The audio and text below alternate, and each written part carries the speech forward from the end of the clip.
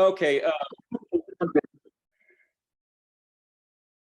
Okay, let's again do these in English so we really at least are aware of what we're saying. Okay. I take refuge until I am enlightened in the Buddhas, the Dharma, and the Sangha. Through the positive potential I create by listening to teachings and the other paramitas, the perfections, may I attain Buddhahood for the sake of all sentient beings. I take refuge until I am enlightened in the Buddhas, the Dharma, and the Sangha. Through the positive potential I create by listening to teachings and the other 6 paramitas, may I attain Buddhahood for the sake of all sentient beings. I take refuge until I am enlightened in the Buddhas, the Dharma, and the Sangha. Through the positive potential I create by listening to teachings and the other paramitas, may I attain Buddhahood for the sake of all sentient beings. 4 immeasurable thoughts. May all sentient beings have happiness and the causes of happiness. May all sentient beings be free from suffering and the causes of suffering. May all sentient beings be inseparable from the happiness that is free from suffering. May all sentient beings abide in equanimity, free from attachment for friends and hatred for enemies. We'll go to the second page. And the 7-limb prayer. Reverently, I prostrate with my body, speech, and mind, and present clouds of every type of offering, actual and mentally transformed. I declare all my negative actions accumulated since beginningless time, and rejoice in the merits of all holy and ordinary beings. Please remain until samsara ends. Turn the wheel of Dharma for sentient beings. I dedicate the merit created by myself and others to the great enlightenment. Okay, and then the mandala offering, where we visualize a purified system of consciousness and appearance. Zaji perki chukshin meto tramri ramlingji Nidegyen padi Sangye jingdu mikte urwaki Drogunam dakshin la chapasho Idam guru ratna mandalakam yayatayami. I don't get that. You see your name, right? Oh, you put a pair on? Somebody's talking. Okay. So last week we talked about one of the Mahayana schools of tenets called the Cittamatra school, or the mind-only school, which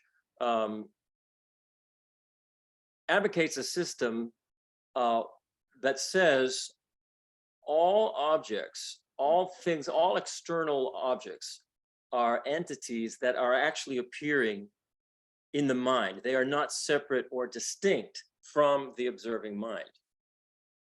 So with this particular system, when we observe something, it triggers this appearance in our mind. When we're not observing it, according to Cittamatra, it just isn't there, which is a very weird way to be thinking.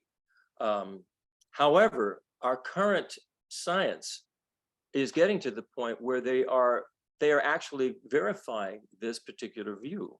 When quantum physicists get down to the subatomic level, there are many, many things that seem to sort of align with the Buddhist view of this. For instance, when it says that a Buddha can appear simultaneously in many, many different forms. Well, one of the things quantum physicists found is that when you go to the base level before something is observed, all possibilities exist. For instance, the human being that we are can exist in a myriad of possibilities, and until we make a decision to do that, that's the one that actually manifests to our consciousness. So,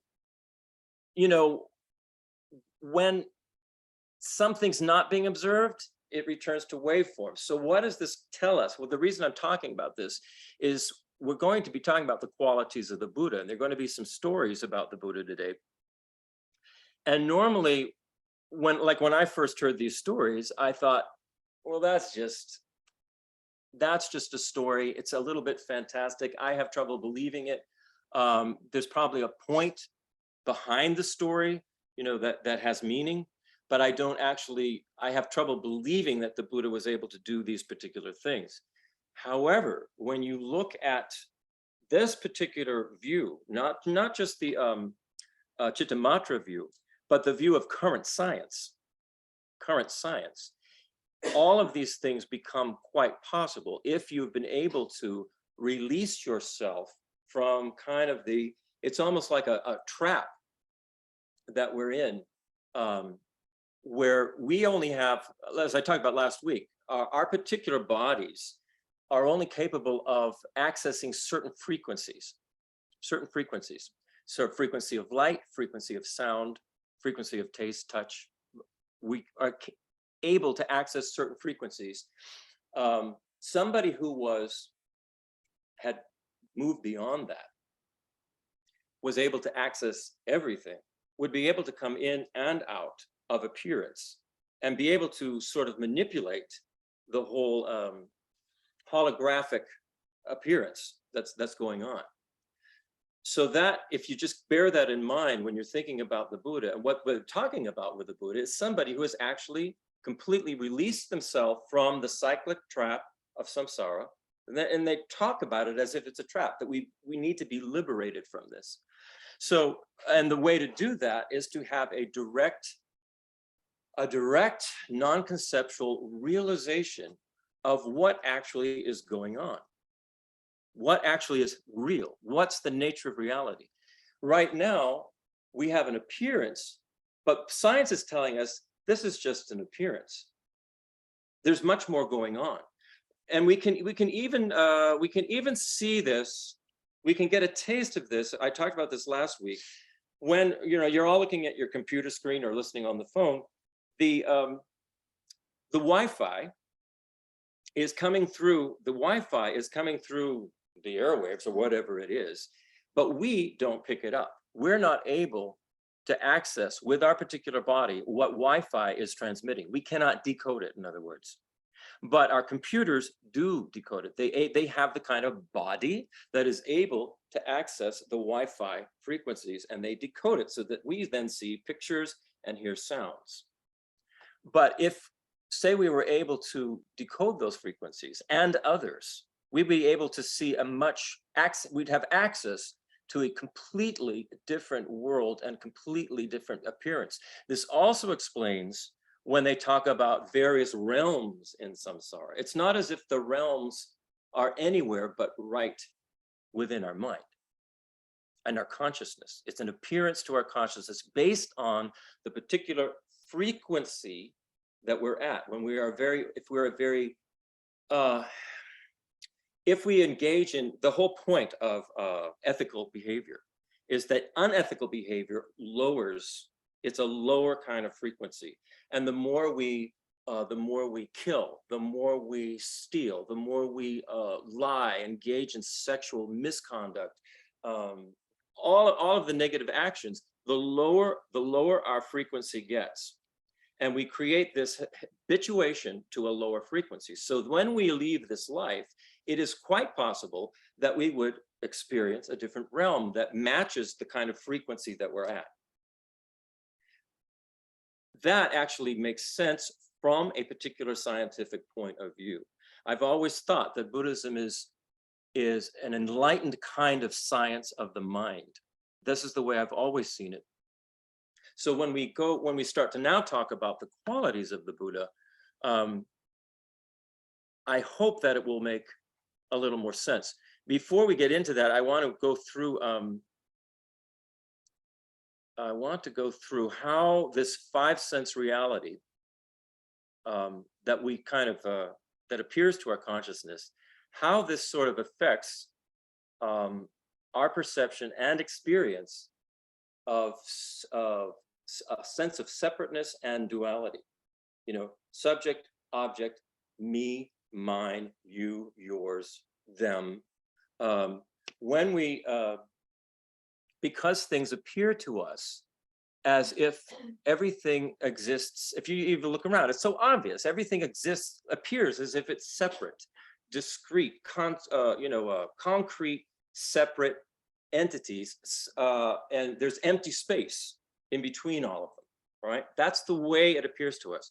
So that appearance then strengthens a sense that we have of a separate individual ego, a self that is separate from everything else. And so what happens when this occurs is that we then get a sense of me and mine, things that are mine belong to me. We get a sense of myself and then others, or the other people, all of you out there, you know. We also get a sense of subject, me being the subject, for instance, and something outside of me being the object. According to current science, if you get down into quantum physics, that's not the way it is. According to Buddha, that's not the way it is. But this is our problem. So what happens when we see things this way? And I'll go back to something that I had written before, and I'll read this again, because this in the context of understanding how our appearance is, the appearance that occurs within our consciousness reinforces this ego self-grasping. I think it's helpful to read this again. So we become dominated by these concretized delusional views. Delusional in that they're not giving us the totality of what reality is. It is an appearance, but it's not an appearance of all that is. So in that sense, it's delusional. So this has resulted in ego self-grasping, which is a needy, ambitious, vulnerable, driving force of an idea. It's an idea in our mind, which sees itself, the inherently existing I, me, as distinct and separate from everything else, separated by space. And you know, our body is sort of, for us, the body is the limits of where we stop. But that's not the case. Not the case according to Buddha, not the case according to cutting edge science right now. So because we grasp at ourself as being separate, independent, and unitary, the I seeks to satisfy its perceived needs and desires through grasping at the selves and appearances of other beings and other phenomena. This is what we do. So it appears to us that those other beings and the other phenomena are also separate entities, you know, outside of their selves, outside of ourselves, and we're attracted to them. But because our ego self-grasping view is not based in ultimate reality, that everything is empty of existing that way, in an impossible way, at best, we're only temporarily satisfied with these externally appearing objects of our desire. And we become like addicts. We find ourselves repeatedly dissatisfied, wanting more of something or someone, wanting someone or something different, or not getting what or who we want and getting who or what we don't want. This happens all the time. And so like an addict, this is like we become addicted and we don't even realize. Like an addict, then afflictive emotions of varying degrees arise as a result of this. We begin to manipulate to get what we want. We have this craving and attachment. We develop malicious anger when we don't get what we want, and we blame, and we become demeaning. We become arrogant. We have this kind of arrogant pride. We become jealous when somebody has something that we want. Then it swings to self-doubt, self-loathing, excessive guilt, depression, and fear. It runs the whole gamut of all these afflictive emotions. And this is due to seeing ourselves as being separate.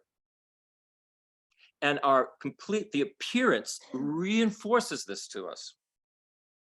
So because of these afflictive emotions that develop, we repeatedly engage in harmful actions of body, speech, and mind, which causes suffering to ourselves and others. And the force of these repetitive habitual actions, also known as negative karma, generates a conditioning of our conscious life form, which strengthens our habitual propensities to engage in these harmful actions and to feel attachment or aversion toward the perceived triggers that cause them. This results in our future suffering and a continued recycling of the delusional problem. So I think it was Merritt you mentioned last week. It's like we're in an evolutionary process here. It comes up again. Yeah. And I'm curious about, so when you say we, like we create all the grasping.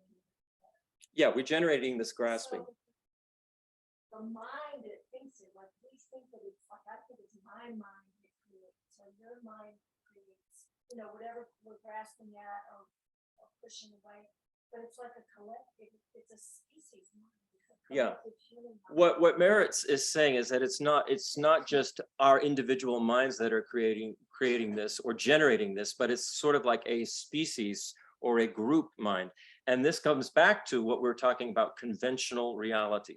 Conventional reality is a reality where it's formed by consensus. Everybody agrees. Yeah, go ahead, Kavita.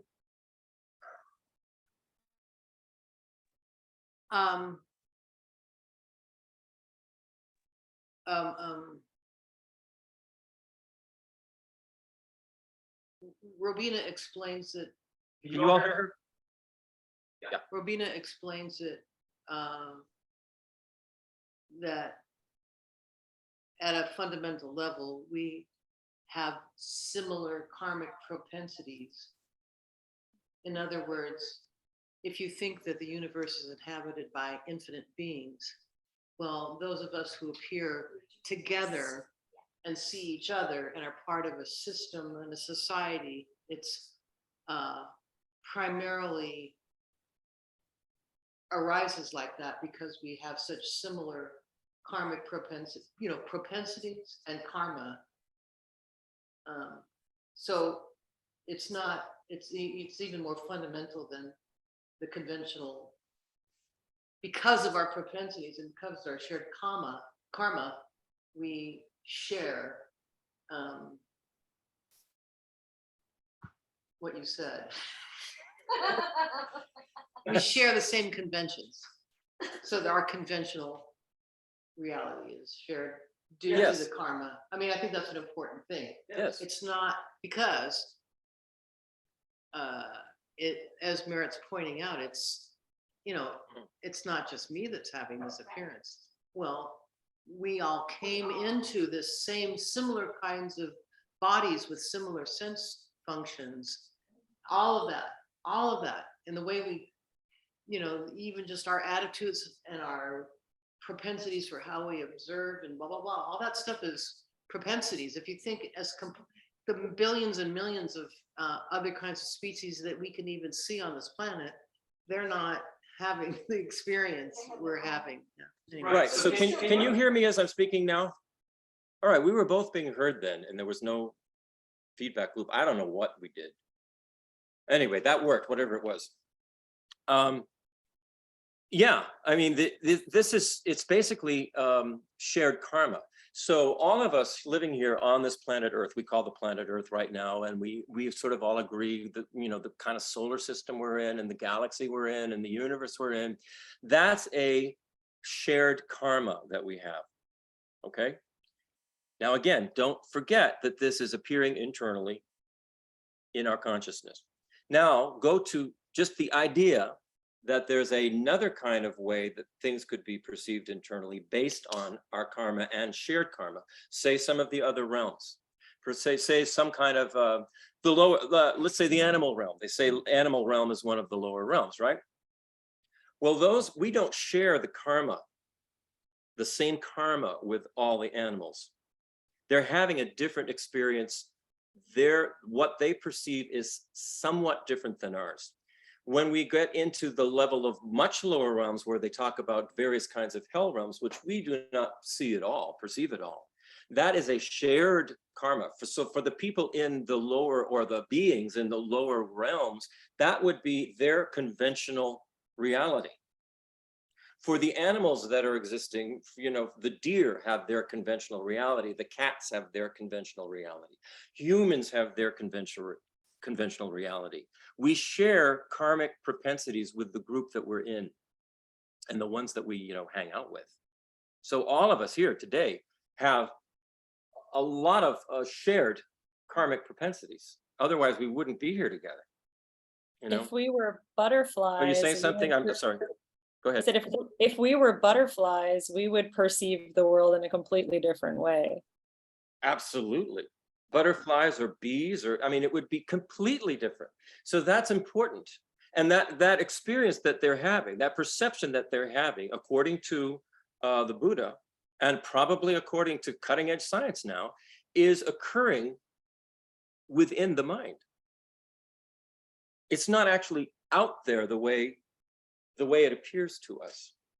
And that's the tricky, freaky part. But it's important to, last week I showed this picture of kind of the box that we're in, and we kind of limit ourselves to this box of a certain kind of conventional reality.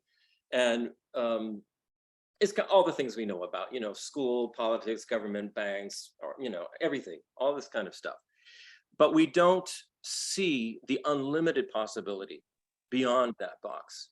And what we need to be doing as Buddhists, practicing Buddhists, is to start to stretch our minds, stretch the limits of what we think is possible. And fortunately for us today, or for me, I should say, because I'm not a really superstitious kind of person. So when I hear something that sounds crazy to me, I tend to doubt it, unless I, have experienced it myself. So what I find very helpful living currently right now is that science is beginning to sort of back this up. There are scientists out there now, cutting edge scientists, that are saying we are living in a holographic world. They're saying that. They're putting two and two together based on quantum physics, electromagnetics, frequencies, all of this kind of stuff. And they're saying, this is all appearing as a hologram, sort of internally, which is just something to think about, to stretch our minds. So my point in talking about the way things appear to us, they affect, they enhance, they reinforce our sense of separation, of separateness, of not being interconnected. They reinforce that. So we have to use our mind to sort of push beyond that. So can I ask a question, Christian? Yeah. So I want to go back to this analogy about the butterfly or fly or whatever versus humans, and understand that every group of whatever you want to call it, species, whatever, has a collective consciousness that agrees on their interpretation of the world. But in emptiness, in fact, butterflies and humans are not independent of one another, not existing independent of one another. Therefore, they are interrelated. Mm-hmm. So, therefore, yet we have in Buddhism, this idea that as you become more and more enlightened, or as you become more and more helpful to sentient beings, you end up moving kind of up this chain of enlightenment. It's not really enlightenment, but up this chain where you have a precious human rebirth. So you become a human instead of a butterfly, or instead of an ant, or something like this. So on the one hand, we are the butterfly, but on another hand, we are not the butterfly. I guess that's what I'm questioning. That's a really good point, because what Buddhism says is we are all consciousness is interconnected and interdependent, yet it is not all just one consciousness. It is, the system is an interdependent, interconnected set of consciousnesses.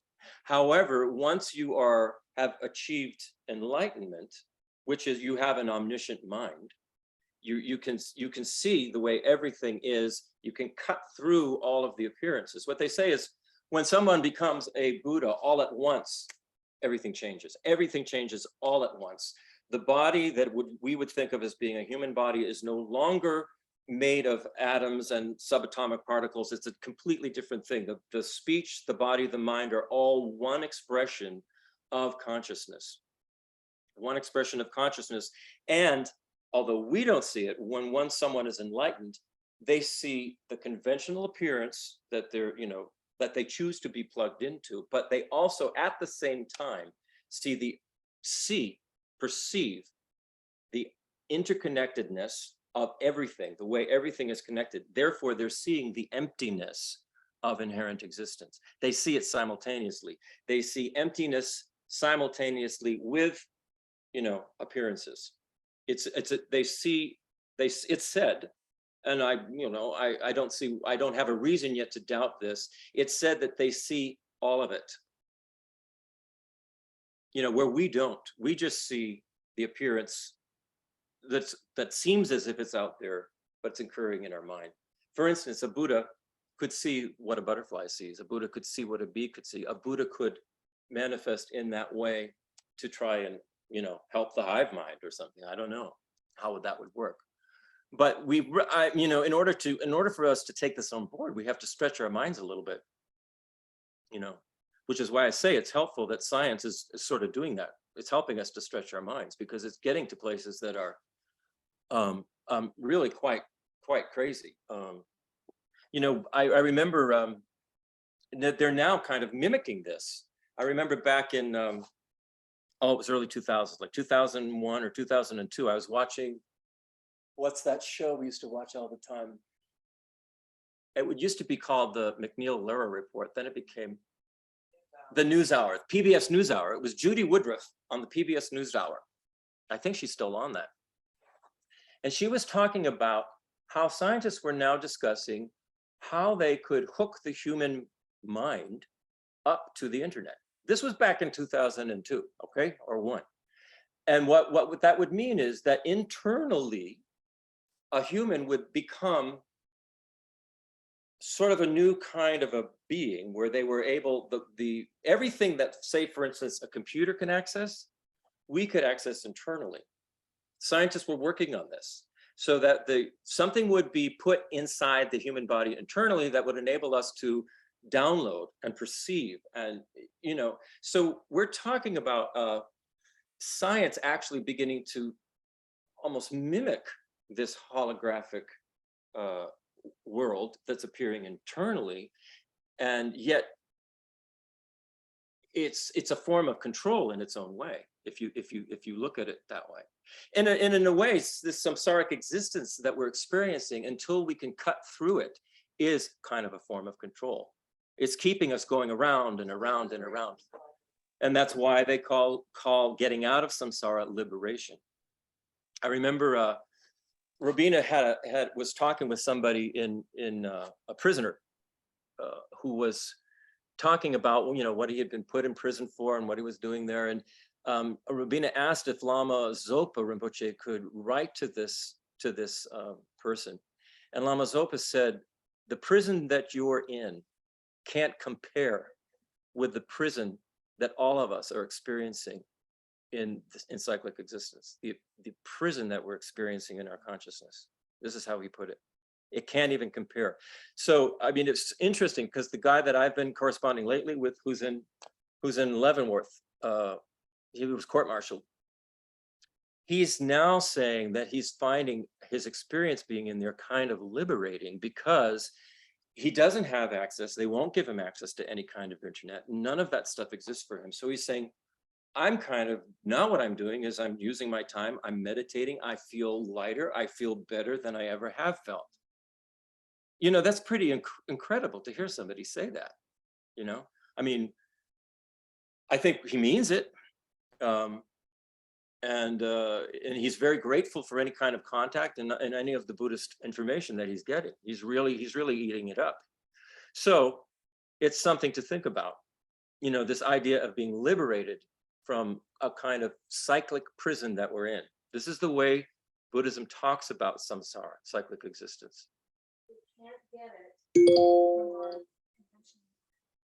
I mean, because what you're suggesting, or what Buddhism is suggesting, is that, you know, this is all a appearance of our mind, and we want to grasp it with our mind. So we have to go beyond, you know, like the Mahayana Buddhist. I mean, it's just a little practice, but it's somehow beyond what our concepts are. Yeah, You know, it's what not within our concepts. what Merritt is saying is we have to kind of go beyond our concepts, the concepts our concept of what reality is. We have to push ourselves beyond that. And she was also mentioning a meditation that we were doing a couple of years ago, Mahamudra. That meditation, when you can really get into it, sort of cuts through that. You can get to the point, I just had glimpses of it. You can get to the point where everything, this external appearance just sort of goes white or blank. And what happens is, although in my experiences, I was completely and hyper aware, everything was sort of disappearing, and it was impossible for me to have a conceptual thought. It was impossible. There was no way. It was like concepts were shut off. I was just having an experience of awareness, and it was very, very expansive. It was like it was not static. It was like a fountain that just kept going out and out and out in every direction. And that was the experience of that particular kind of meditation. It was simply a glimpse. I wasn't able to get back there repeatedly, but I think with enough practice, one could do that. That's what the yogis do. That's what they're doing up in those caves. You know, they're going through these kinds of transformative meditational experiences, which sort of break the prison of the mind and allows us to see the possibilities that are there. So let me think now. I'm thinking where I want to go with this yet. I don't think I want to go on to the Buddha stories yet. I think I want to talk a little bit about why the Buddha is a suitable refuge. And then I want to do a kind of a meditation on refuge, which includes the things that we've been talking about for the past couple of weeks. So, yeah. I have a question for you. When you're saying that when people reach enlightenment or liberation, that they're able to see all that is going on in reality and are not trapped by our usual human perceptions, are you saying that that is happening while they're still in their human form? Or are you saying that that is what would happen after they die and they are then in a different form? Number one, there's a difference between liberation and enlightenment. Liberation is you're freed yourself from cyclic existence. And one who frees themselves from cyclic existence is not yet a Buddha. There are still what they call sort of stains on the consciousness that have to be eliminated. And the reason that somebody who can become liberated from cyclic existence and yet not become enlightened is they hadn't developed this from the beginning of their path. They hadn't developed the altruistic intention to become enlightened for the benefit of all beings. They hadn't seen the need, I guess, to come back and help all other beings that they are connected with. But you can be liberated. Somebody who's liberated from samsara is called an arhat, an arhat.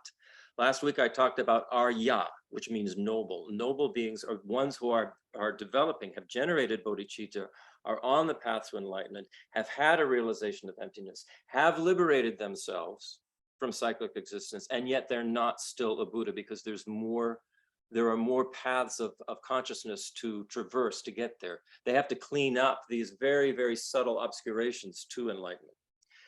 So when one becomes enlightened, it does change. You can become enlightened while you're still alive. You don't have to die to become enlightened. What happens, however, is that they say that your entire body changes. Everything changes, and it changes all at once, like a new program put into the matrix. All of a sudden, it's changed. So the Buddha, although the body would appear to us as a human body, it is not a human body. Every aspect of that body is the Buddha's mind, the Buddha's consciousness. All of it is consciousness. So they even say the pores of the Buddha's skin are consciousness. Right now, the way we experience our body, they're like three, body, speech, mind are like three separate things. You know, our mind can be, you know, our body can be sitting here. Our mind can be somewhere different, right? And we can be saying one thing, but thinking another almost, you know. I mean, easily, we do this. People rattle on, you know, same with all of our senses. But all of the Buddha's senses, the way the Buddha's body is, it's completely unified. It's what they say is non-dual. The way they will symbolize this, say in some of the tantric depictions, they will show the Buddha, sort of a male Buddha with a female, what they call a consort, or they will show a female Buddha with what they would say as a male consort. And I asked Geshe Drakpa, I said, are these two different beings, or are they the same beings? He said, oh, no, it's the same. It's the same being. It's one being. But it's a way of it showing that within that one being. So they say a Buddha is completely beyond gender, but can appear in any gender, any form, anything, any way that would be beneficial to a sentient being based on what their karmic propensities are, what karmically would work for them and help them. So it doesn't even have to be a body. It can be an inanimate, apparently inanimate object that is actually the Buddha that is helping them. Or it could appear as a friend, you know. I mean, it's if you think of the movie The Matrix and how these, you know, of course in The Matrix they were creepy agents that were coming in and out and in and out. But say a Buddha, somebody like a very enlightened being, could come in and out and in and out and take on any kind of appearance. That's sort of what we're talking about when one is enlightened. But you don't have, you can become like the historical Buddha, Shakyamuni Buddha, became enlightened while he was still alive. So you don't have to die to do that. Okay, so why the Buddha is a suitable refuge? The Buddhas are free from all fears. They're free from all danger. And why is that? Because they have they've completely cut through what the ego self-grasping is and the appearance of the ego self-grasping, and they've completely cut through this samsaric existence where all fear and danger exists.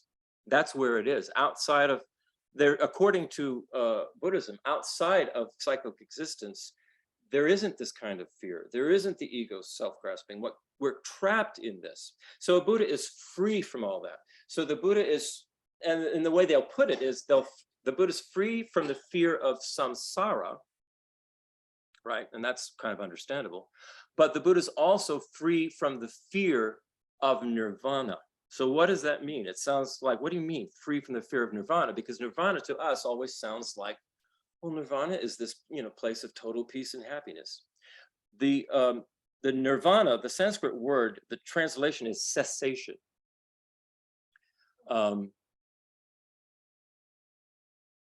So let's go back to, you were asking about, can somebody be liberated from cyclic existence and yet not be a Buddha? Or that came up there, you were talking about the difference between liberation and enlightenment. So someone can actually become liberated from cyclic existence. They can have a direct perception of emptiness, which will then get them out of the trap of recycling.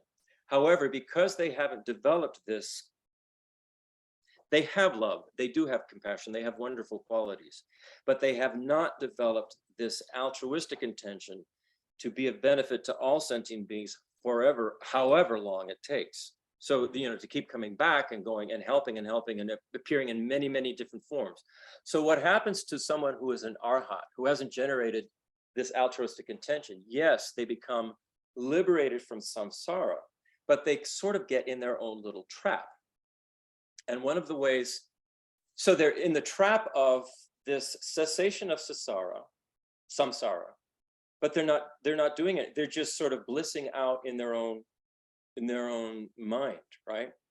So one of the ways they describe this, an analogy that they give, which I like a lot, they say samsara is like an ocean, like a sea, a churning sea, and we're all,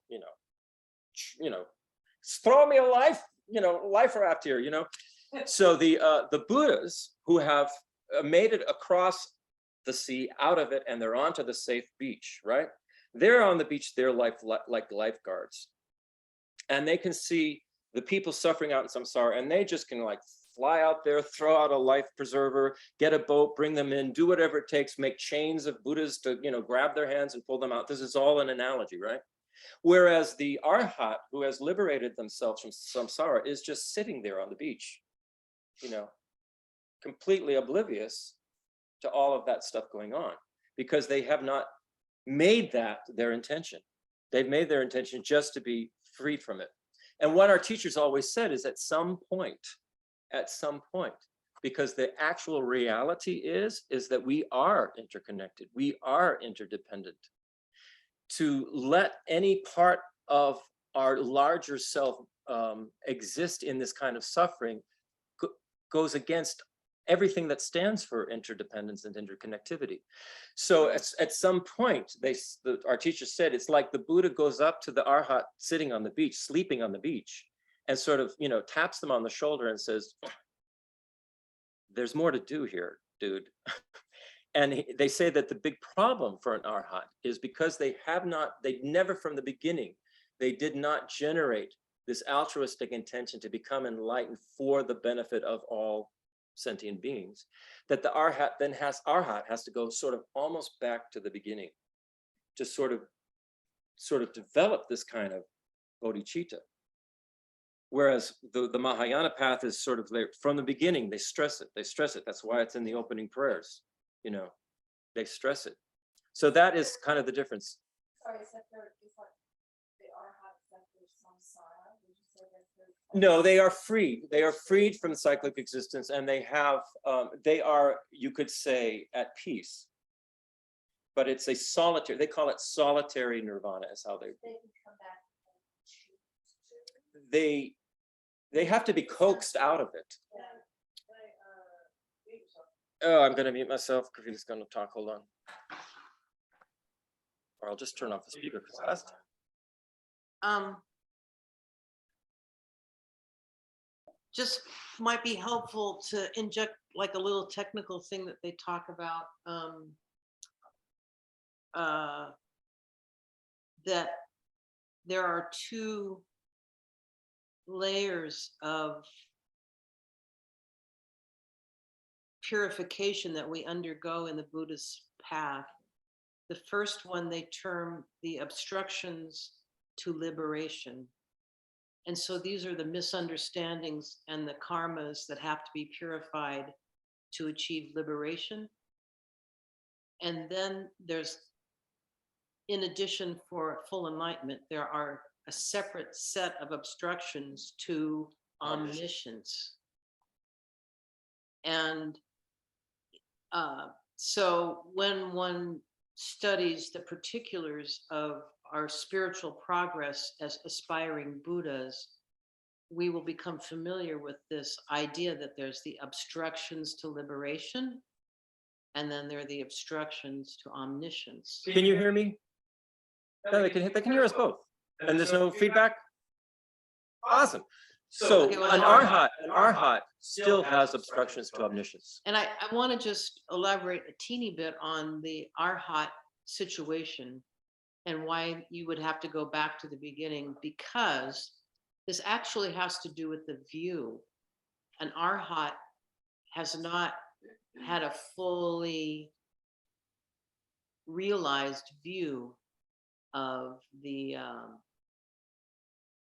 interdependent way that sentient beings exist.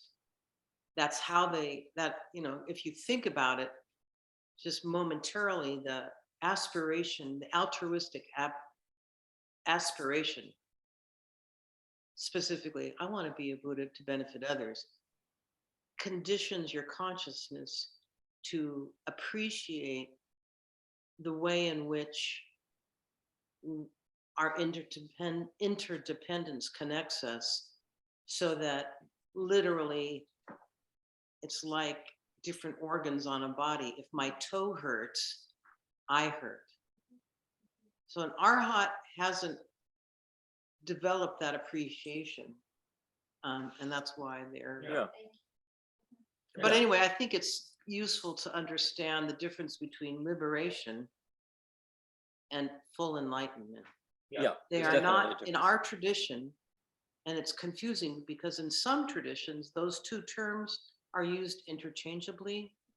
In our tradition, in case you weren't clear, I'll just say right off, they are two separate achievements, as seen by and explained and practiced on our Gelugpa Dalai Lama lineage path. Yeah, next week we'll talk a little bit about the difference between the traditions. There's a Theravadan tradition and a Mahayana tradition, and we'll get more into that. But getting back to this, the Buddha is free, a Buddha, an enlightened being, is free from the fear of samsara and is free from the fear of solitary nirvana. It's not going to happen to an enlightened being. They've already gone beyond solitary nirvana. So this is why I was just explaining what that actually means. Okay. Then the next quality that the Buddhists have, why they're a suitable refuge, is they have skillful and effective means to free others from all fear. So as we've mentioned before, they can help us in accordance with our own karmic tendencies, our own inclinations, and our own dispositions. They can see all of that. And so they know exactly, because they can see it, because they're omniscient, they know, and there is no judgment on the part of an omniscient mind that is trying to be of benefit.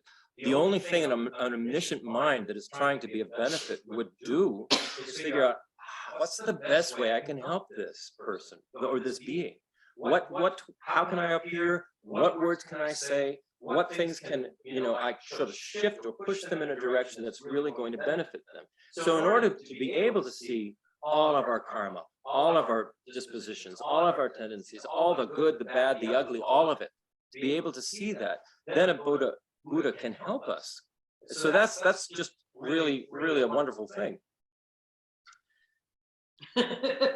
There are some stories about that, but before I get into that, I want to continue. The Buddhists have equal compassion for everyone. They're completely impartial. So somebody could be, a total asshole to a Buddha, and that's not going to piss them off. They're going to see exactly what's causing that person to be that way. What could they possibly do to help? In some cases, and I'll talk about this when we get to stories about his cousin Devadatta. We've talked about Devadatta before. It's sort of like the coyote and the roadrunner. The roadrunner's Buddha, and the coyote is always trying to get. So Devadatta was always trying to get Buddha, but the Buddha from the Buddhist side had nothing but love and compassion for Devadatta. However, Devadatta was like an overturned, upside down pot. And we can all be this way. So when a pot is turned upside down, the sun is shining everywhere. But if it's turned upside down, the plant is not getting any of that sun. The plant's not experiencing that. They're sort of shut down. So Devadatta was just shut down to any of the Buddha's means of trying to help. But it didn't mean the Buddha gave up on Devadatta, or that the Buddha gave up. The Buddha did not give up on Devadatta. When Devadatta was on his deathbed, he wanted to make amends with the Buddha, because he had realized everything he had done was simply out of jealousy. Jealous cousin. So the Buddha is able to help, and they have equal compassion. It doesn't matter who you are, what you've done. We don't have that right now. We do not have equal compassion for all of our politicians, for sure. I mean, just think of the way, think of how we get, my God. And, you know, in some ways we'd be happy to see them suffer. We'd be happy to see them go to jail. We'd be happy. And that's not what a Buddha would be like. Not at all. Not at all.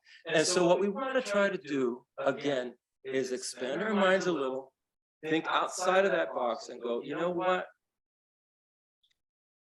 Really, what I think I would like to have happen is for, you know, people like Trump and Biden and Clintons and all of those, I would really like to see them all just become enlightened. I would like to see them happy, you know, rather than see them punished and suffer. And, you know, and because all that's doing is it's anger in our own mind. It's our own anger. And we've got to get this out of our mind. Otherwise, we're not going to be able to, we will not be able to progress. One of the main things we have to do is work on our afflictive emotions. The anger, the attachment, and then the ignorance that drives all of that, you know, because it's those afflictive emotions are what cause us to take negative actions. And those negative actions create the karma, you know, that we're experiencing, the negative karma. So it's in our own best interest and everyone else's to start to really work on countering these afflictive emotions. And that's part of this initial scope. That's actually towards the end of this initial scope is about that. Christopher, So, can I ask a question about that, Christopher? So the Buddhas are free from fears of nirvana and samsara. The Buddhists have skillful and effective means to free all others because they know what their karmic tendencies are and propensities are. The Buddhists have equal compassion for everyone, no matter what. And four, the Buddhists fulfill the aims of all beings. So, no matter who we are, no matter how we act, whether we have faith in the Buddha or don't have faith in the Buddha, whether we're of high rank or we're a street person in the gutter, you know, it has no bearing on the Buddha's ability to guide us. Those are all temporary manifestations. A Buddha doesn't lack the patience that it takes to stick with it. So Buddhists don't, you know, the way we are, if we're sort of trying to mentor somebody or help somebody, you know, it could be a family member, but as soon as they get, you know, obnoxious, we just say, F you, I don't want to deal with you, you know. The Buddha doesn't do that. The Buddha sees why they're being obnoxious. The Buddha gets it. The Buddha's feelings are not hurt in that way. So the Buddha has the patience to stick with it. So when we're looking for teachers, and when we're looking for guides, we want to look for these kinds of qualities. Is this person is our teacher a very biased kind of person? Or is there do we see a lot of equanimity in that teacher? Does that teacher flare up with anger and attack at the drop of a hat? No. Or are they more even, right? What I will say about sometimes with a teacher, and sometimes with the Buddha, even in the case of Devadatta, one of the stories is the Buddha reprimanded Devadatta. But the point was because the Buddha could see where he was going. The Buddha said it was as if Devadatta was like a child who had swallowed a small rock. And you have to just, no matter if it's going to hurt that child, to stick your finger down their throat and pull the rock out. You know you have to do this in order to help this person, right? So when he reprimanded Devadatta Devadatta was trying to kill the Buddha. He had a bunch of assassins out on the Buddha, and he was reprimanding him. And then Devadatta accused him of not following the Eightfold Noble Path because he, you know, got angry. But sometimes the anger is what's necessary. Sometimes anger is the thing that is necessary to shake someone out of the place they're at. So you'll see sometimes a wise teacher can size up a particular student and know when it's going to work to sort of reprimand or scold. And sometimes it doesn't take much at all. I'll tell the story again. When Geshe Dragpa was questioning why were some of the students still drinking alcohol when we were, you know, you're supposed to sort of abstain from that kind of thing. And he really sort of got, I could see, he didn't say this to me directly, but he was teaching class and you know, and I think I said, well, I still drink, you know, and the look on his face, and he just shook his look, he looked at Lama Pasang and was like that, right? And that's all I saw. All I saw was that, oh, I have actually disappointed him, you know, because I'm drinking. So I stopped. I just stopped. It was not difficult to do, but it took that to see that I was disappointing this teacher, this person who I had such great respect for, and so a real strong connection to see that this person was upset by some behavior that I was engaging in that I could change. I just changed it. It didn't matter why. I just changed it. So sometimes a wise teacher there will be a reprimand that occurs. This can happen also with Venerable Ravina. And you know, it can happen. You know, and you just have to be prepared for it. As long as you're prepared for it, as long as you know you're on the path, as long as you think of yourself as a spiritual warrior, you know that this is a long path we're going through, and there are going to be obstacles. And if you think of it in those terms, then you will see that your teacher is helping you. Question. Yeah.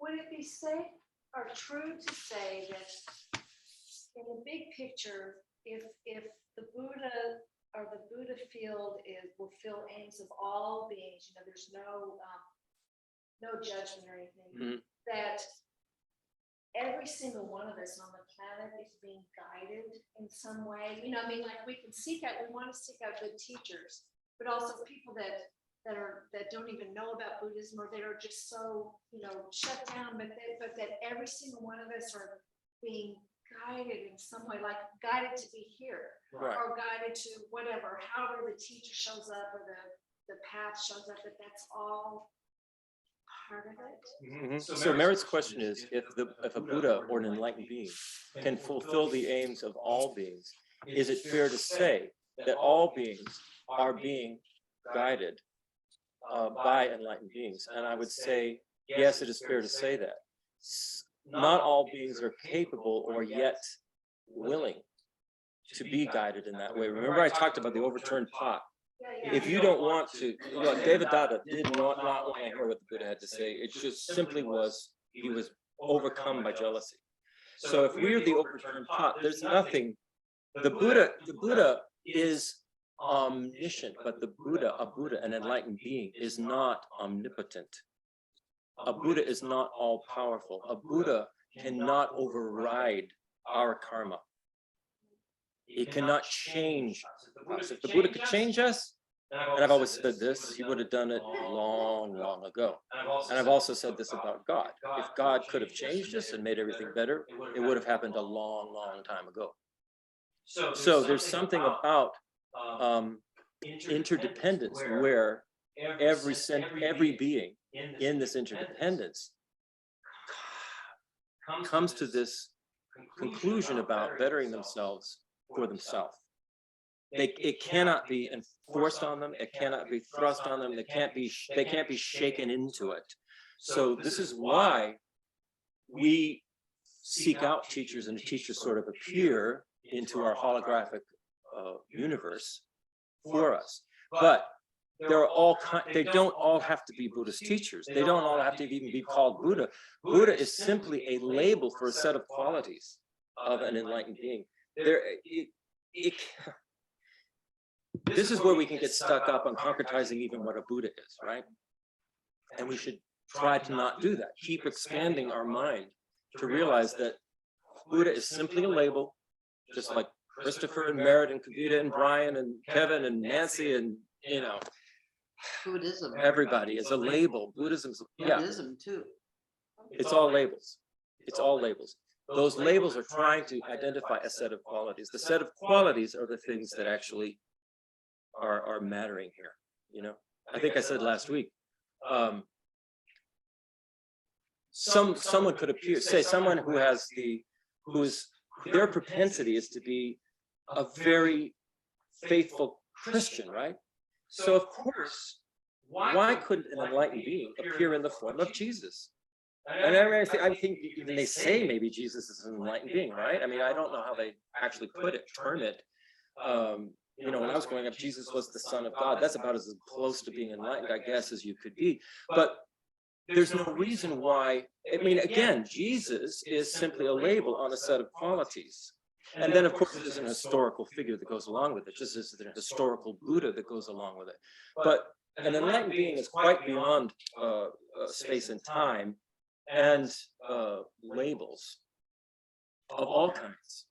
So that's important to remember, important to stretch our minds, to think about. So now what I want to do, and this is, I don't know how far this will get us. I want to go back to refuge and go through a refuge meditation that sort of takes the new info we're getting about what Buddha Dharma Sangha is into this meditation, see if we can get a deeper sense of what we are taking a safe direction with, or how we're choosing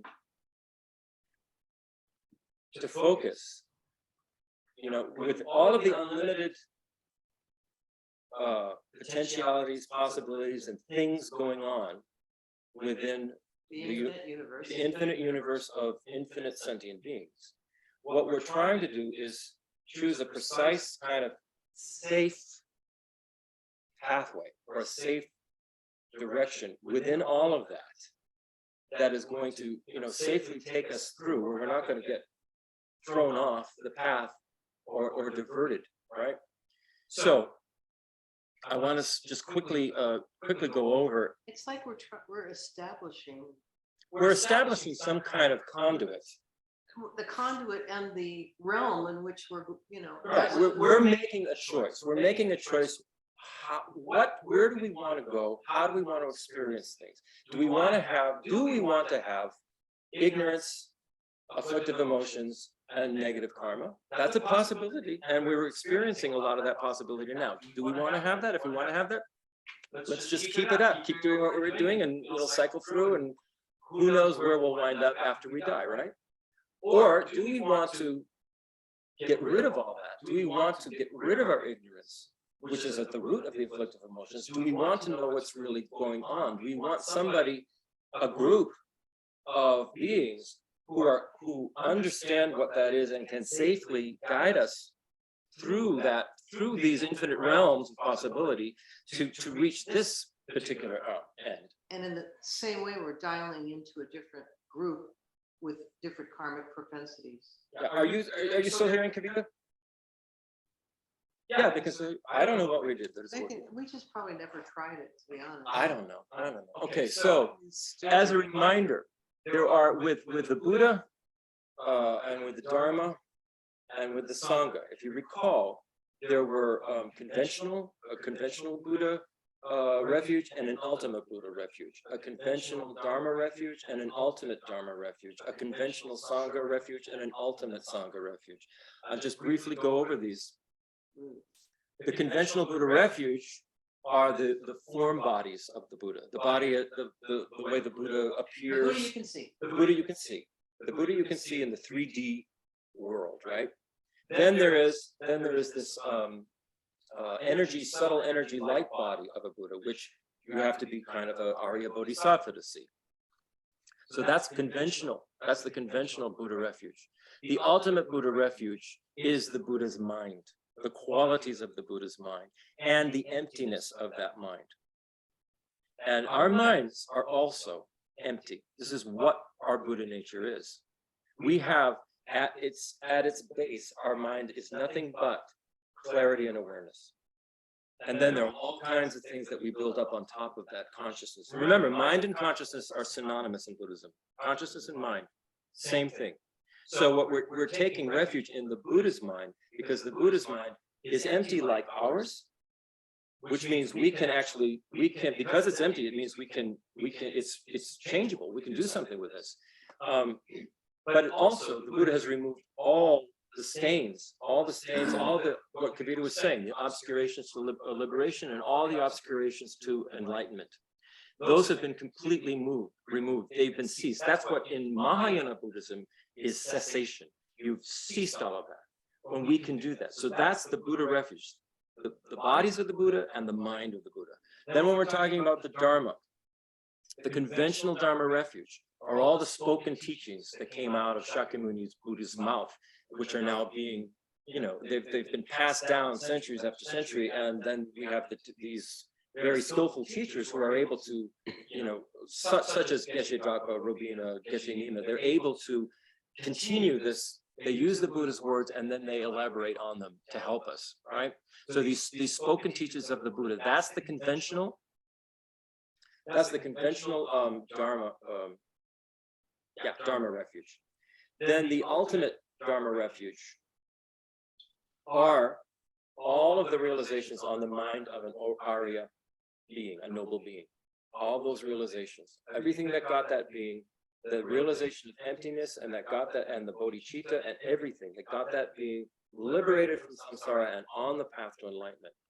That's the ultimate Dharma refuge. Okay. And then this conventional Sangha refuge is any individual Arya noble being. Any individual Arya noble being, a bodhisattva who has got to the level of a noble being, meaning they've had a direct realization of emptiness. They've achieved the obstructions to liberation. They have achieved the obstructions to liberation. They have not yet achieved the obstructions to omniscience or the obscurations to omniscience. And then the ultimate Sangha refuge is the same thing as the ultimate Dharma refuge, which are basically the cessations on the mind of this Arya being, the true paths and the true cessations of all the afflictive emotions, all of the ignorance, all of that completely gone from the mind, and all of these pathways of consciousness, the bodhicitta, the getting realizations of emptiness, all of these pathways of consciousness on the mind. That's also the conventional, the ultimate Sangha refuge. So I want to do a sort of go through a little meditation using that. Also, recall that in this sort of world of the five senses that we're experiencing, that it's occurring in our mind, that it's appearing in our mind, and that when we are calling upon the presence of a Buddha, that Buddha can appear to us in our mind. I mean, that connection can be made. There is no distance. The Buddha doesn't have to come from anywhere. So just sort of bear this in mind, bear the sort of illusory nature of the world of the five senses that we're experiencing. Think of the mind-only school. So when we go through this, we have a deeper sense of what it is when we're taking refuge. Okay. So we do our normal thing. You can just sort of sit with your spine straight, in a way that you would normally sit if you were going to be meditating. I don't have to go through all of that. I won't go through the 9 breaths purification. That is, let's just start with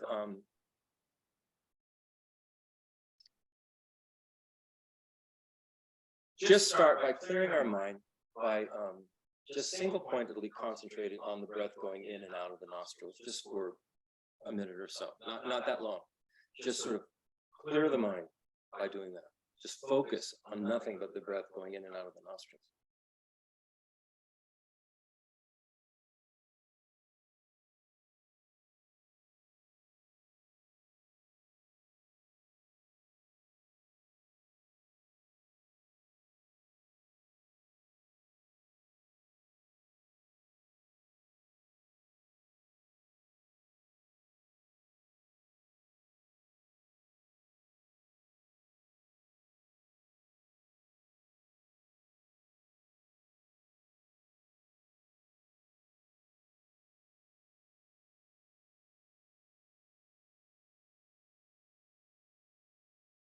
Now just imagine that the conscious presence of the Buddha is just directly in front of you, filling the entire space in front of you, just imagine like a luminous clarity. Don't worry about any visual, just a luminous clarity. And it is the presence of the Buddha.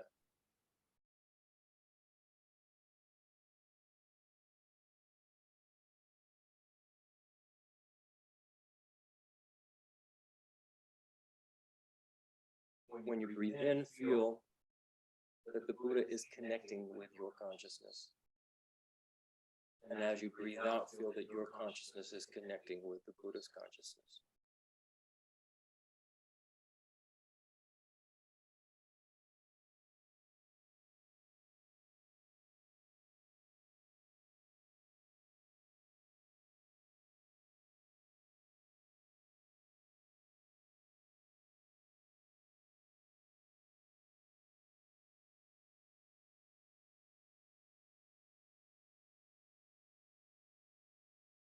Now we're going to do the Buddha refuge, the conventional and the ultimate.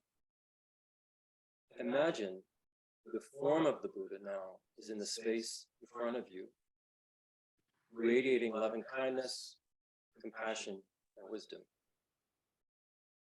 As you breathe in, imagine this loving kindness, compassion, and wisdom enters your being in the form of pure, energetic nectar.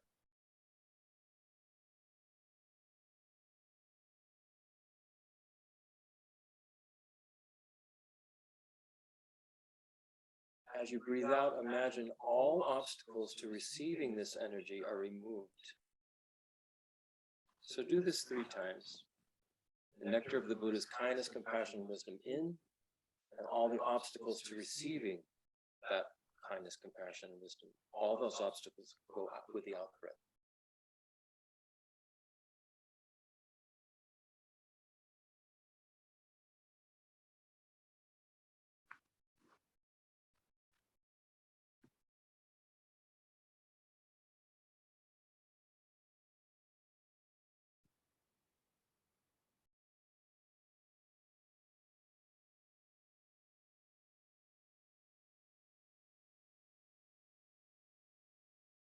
Now we'll go to the ultimate Buddha refuge. Imagine the Buddha's omniscient mind. A mind which perceives all conventional appearances and the emptiness of their inherent existence directly, simultaneously.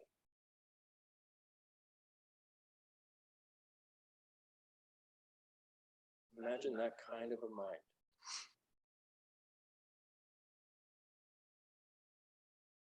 Think about the emptiness of inherent existence of the Buddha's mind.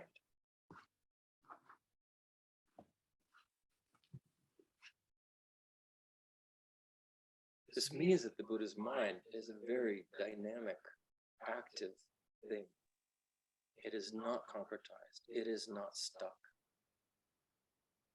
Neither is our mind.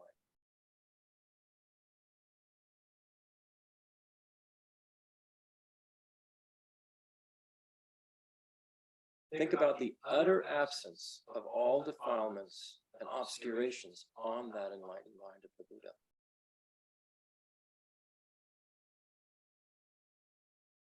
A mind that is completely purified.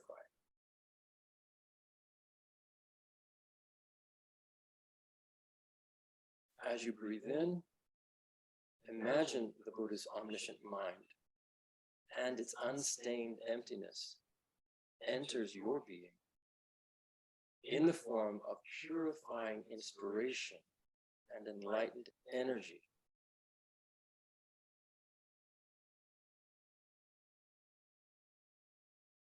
As you breathe out, imagine all obstacles to receiving the Buddha's enlightened inspiration and instruction are removed.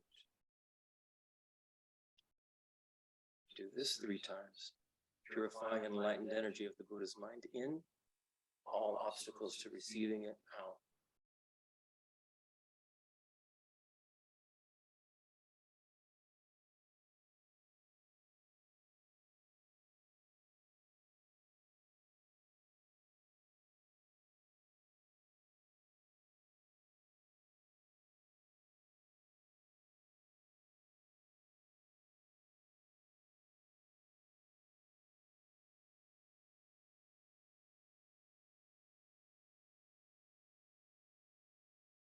So that's taking refuge in the Buddha, conventional and ultimate. Now we move to the Dharma. As I said before, the conventional Dharma refuge are the 84,000 spoken teachings of the Buddha. So imagine all of these spoken teachings of the Buddha as dynamic, transformative energy filling the space in front of you.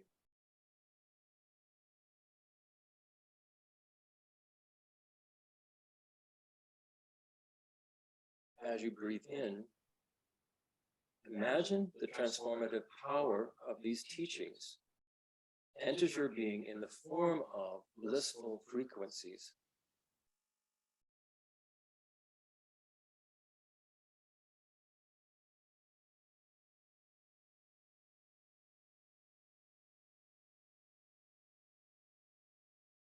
As you breathe out, imagine all obstacles to practicing and realizing these teachings are removed. So do this 3 times. Blissful frequencies of the Dharma in, all obstacles to Dharma practice and realizations out.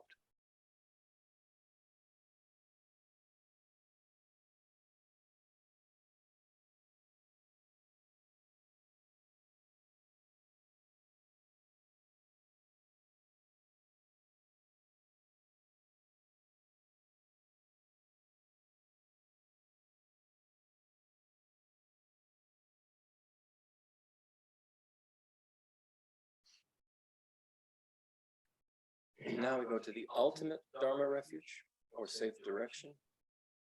And as I said before, these are all the levels of Dharma realizations on the mind stream of an Arya noble being who has had a direct realization of emptiness. These realizations are called true paths, meaning true paths of consciousness. In addition to this, the ultimate Dharma refuge refers to the cessation on an Arya noble being's mind stream of all forms of attachment and aversion, as well as the ignorance which is at their root. Remember, an Arya noble being has removed all the obscurations to liberation from samsara. And where they're at now is they're removing all the obscurations to omniscience, to enlightenment.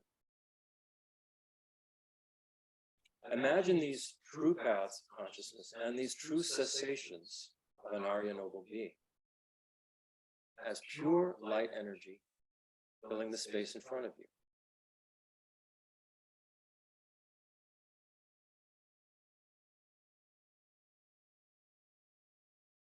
As you breathe in, imagine these true paths and true cessations enter your being in the form of pure light energy.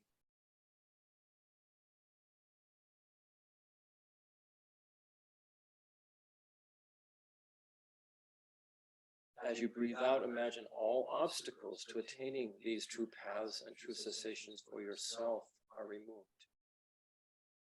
So again, this 3 times, the pure light energy of the true paths and true cessations in, all the obstacles to attaining them out.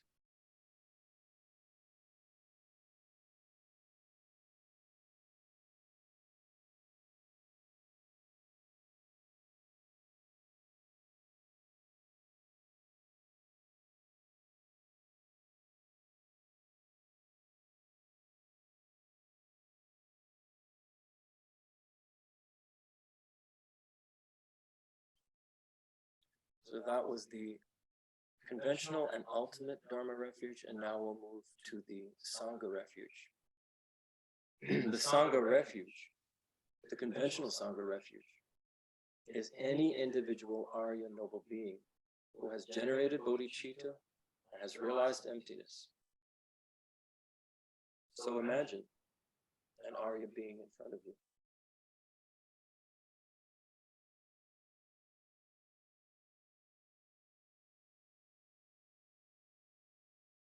As you breathe in, imagine the guidance and help of this noble being enters your being in the form of light rays.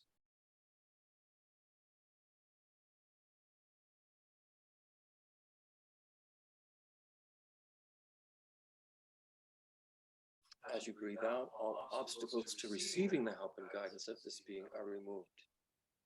Again, do this 3 times. Noble being's guidance in, the obstacles to receiving that help and guidance out.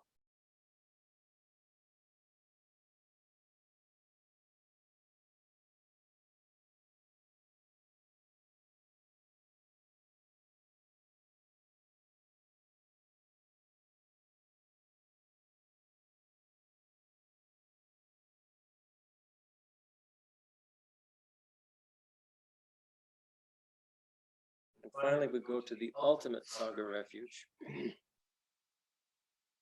And this is the same, actually, as the ultimate Dharma refuge. It's all the levels of realization on the mind stream of an Arya noble being who has had a direct realization of emptiness. The realizations are called true paths. In addition, the ultimate Sangha refuge refers to the cessation on an Arya noble being's mind stream of all forms of attachment, aversion, and the ignorance which is at their root. So these are, again, the true paths and the true cessations. Imagine these true paths and true cessations of the Arya noble being as pure light energy filling the space in front of you.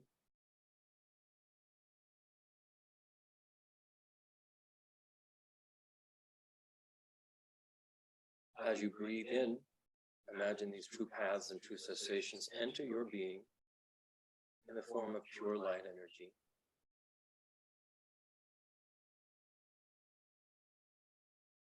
And as you breathe out, imagine all the obstacles that you could have to attaining these true paths and true cessations are being removed. Do that 3 times.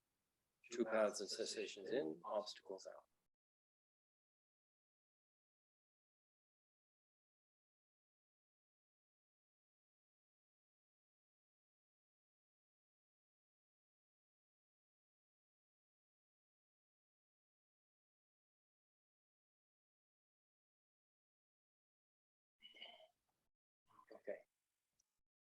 Okay. So that is a deeper way of taking refuge. It's making what we're doing, trying to establish here, is an actual connection. It's a little different than just I go for refuge to the Buddha Dharma Sangha, and you sort of, we say it like by rote, you know.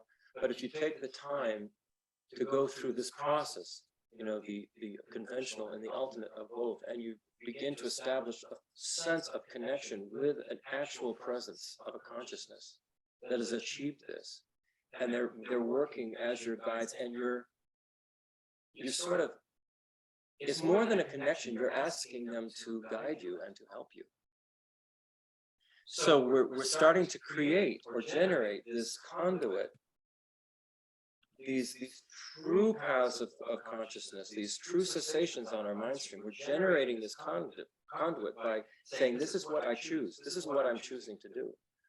This is the safe direction I'm choosing to take. So this is a deeper kind of taking refuge. And what I want to do, this is called causal refuge. It means that these beings, the Buddhas, the Bodhisattvas, the Arya beings, the Dharma, you know, these are all the causes for our work going on the path, working towards enlightenment. But there's another kind of very deep refuge you can take, which we will do next time, which is called the resultant refuge. And you do the same thing, the same kind of meditation, but what you're taking is your own resultant consciousness, the consciousness that you will become as an enlightened being, the consciousness that you will become as an Arya Bodhisattva being. And you do the same kind of refuge. It's like you're not taking refuge in your current mind stream. You're taking refuge in the being that you are choosing to become. It's a little like when I talked last week about when I admired so much the various orchestrators. I was so interested in orchestration as a kid, and I really admired these various guys. You know, they were in some ways more important than the movies that their music was in, or the opera that it was from. It was this, wow, these orchestrations are incredible. So I was sort of initially, you could say, you're sort of taking refuge in those people. You're sort of admiring their qualities. You're inspired by them. But at a certain point, you're going, you know, I can do this, and I can see, if I go step by step, I can see what the outcome of this is going to be. And I'm sure all of us have had experiences like that of some kind, something that we set out to do. We admired people who could do it. We went through the process of learning, and then we realized, I can do it. I can see it. I can see it. So this resultant refuge is that, where we see where we're headed and we're taking a refuge in that. And it's also very powerful. And I think it deepens what it means for us, what refuge actually means for us, what taking a safe direction actually means for us. So we'll close there because we were just, ooh, wait, 10 minutes past. That's terrible. I'm sorry.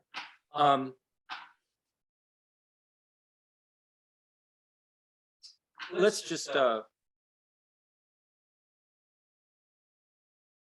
just to close, dedicate any merit that we've established here to the enlightenment for all sentient beings. And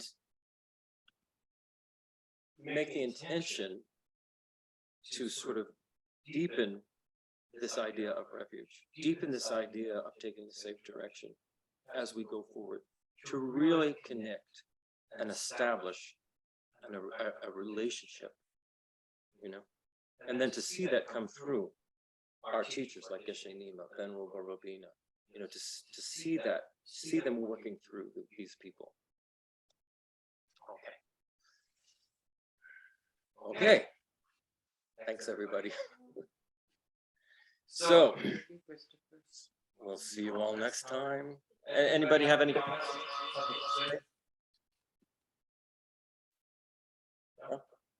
Christopher, I have a question. Okay. In this aspiration to be a benefit to others and being able, as you said, being able to see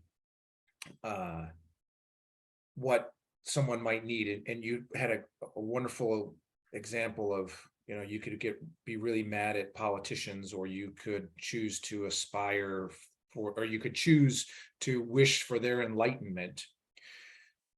From the perspective of trying to be of benefit to others, is this something that is that we should be considering or thinking of as active, and that we need to be thinking of things to do to help someone? Or is this more of a in the moment of thinking about them, or in an engagement, how can I be of benefit in this moment, as opposed to I want to guide them to a particular point, whether it be realization or some sort of action? I'm curious about that helping folks, how that balances between us being active versus, is it mostly our reaction to their behavior, their thoughts? I would say it's both of those things. In some cases, the active help will not be seen as active help. In some cases, it could be rejected by somebody. I mean, what we have to learn. Yeah. Kavita says, until we're omniscient, the active help may be off the mark. But I also want to point out the example of the Buddha and his cousin Devadatta. No matter what the Buddha did, Devadatta didn't want to hear it, was closed to it. So we can't, yes, we can, absolutely, we can do our best to help others. But it doesn't, we also have to be aware that that's not always going to hit the mark. What we can do in the moment, like you said, is really be very, very mindful of whoever it is we're dealing with, and try our best to size this person up. We're not omniscient, but we do have ability. If we open our mind to it, we can sort of sense where a person is coming from, if we can develop that sensitivity. And then we can also see, well, if I say this particular thing or do this particular thing in this particular way, that's going to turn that person away. It's going to make them very angry, even though I feel that that's what they need to hear. Maybe there's another way of going about helping this person. We really have to open up and think, in some cases, what would an enlightened being do? Because this is where we're headed. We're not just trying to, ram it down somebody's throat and saying, this is what you need to do, and you need to do this change, and this is your problem, and let me help you. Sometimes that works. Sometimes it does, because sometimes somebody is actually asking you, I'm totally lost, help me, what do I do? And then you do your best. We don't always know what the solution is to some problems. I mean, I think we've all dealt with that. I mean, Kavita and I are dealing with it right now, with our tenants and how to best solve. There's a very large problem, and how to best do this in a way that's not going to cause more problems, more pain, more suffering. So it's something we have to. I think what you said though is both. It's both things. I think our job is to be as mindful as possible. For instance, an easy one is politics. I mean, if you see somebody is espousing a particular political view that you go, that doesn't, I don't agree with that. You don't have to say that. You don't have to say I don't agree with it. But what you have to do is make an establishment with that person, a connection with that person, a caring for that person, and not just reject them because they just happen to disagree with you. Think, what would a Buddha do? And that's a good start anyway. Okay, thank you. Okay. What would the Buddha do? We should have a t-shirt, right? I'm sure there is one. Okay, everyone. Well, I'll see you next time. Thank you.